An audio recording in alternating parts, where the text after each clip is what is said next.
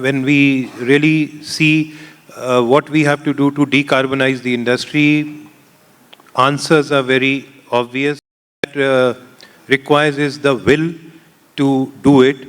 And on that part, I think the company that I represent, Indian Oil Corporation, has been the first mover in the country to try out a lot of new technologies at a very large scale, starting from the 2G ethanol plant from the rice straw that we have set up at Panipat, that is going to make ethanol for blending in diesel and petrol. Some of the hydrogen initiatives that we have taken since last 2 decades are, to my belief, fructifying now. And as we go ahead in this session, I'll enumerate more on what we are doing as Indian Oil in green hydrogen.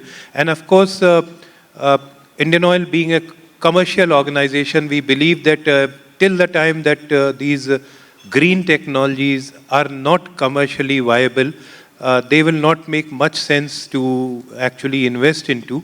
So we are trying to do our best to make them as viable or as affordable as possible, which will call for things beyond technology.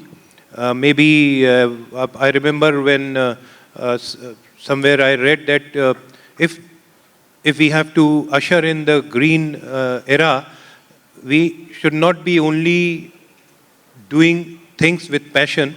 We have to make those things as fashion in the Indian market or in the industry, and only then people will get attracted to it and it will be evolved, and that is how the scales will reach. Unless the scales are reaching, I don't think the technologies can be very attractive to anyone.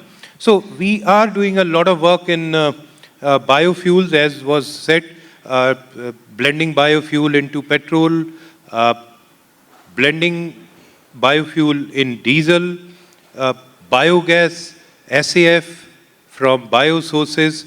But I believe biogas is something which has taken a big platform from project to, as we say in this session, from project to a platform basis where a lot of plants are now coming up.